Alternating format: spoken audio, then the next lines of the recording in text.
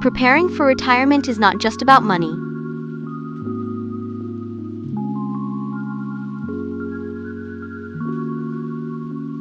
Every morning, Lila sat by the window with her coffee.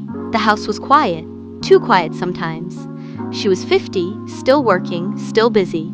And yet, something inside her had started to feel restless. It wasn't that she hated her job, it was that she kept wondering, what happens when this ends?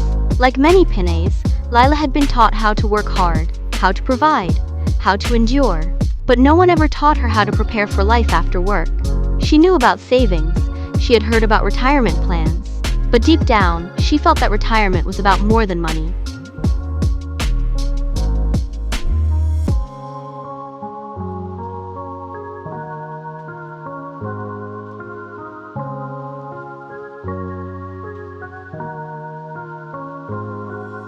Some afternoons, the worry became louder. Lila would look at her phone, at news about rising prices, about people who retired too early or too late.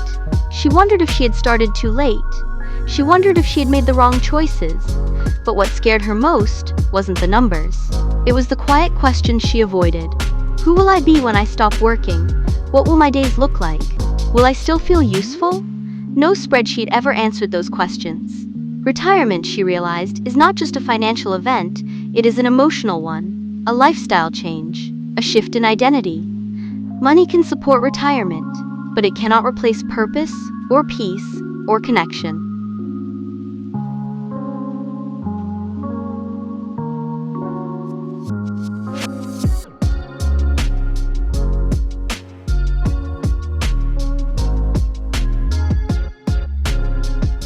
One evening, as the sun softened the room, Lila made a quiet decision. She would prepare not perfectly, not all at once, but gently. She started asking better questions. Not just, how much do I need, but how do I want to live? She thought about the life she wanted to wake up to. Slower mornings, simple routines, meaningful days. Retirement, she realized, is not an ending. It is a transition, and readiness does not come from rushing.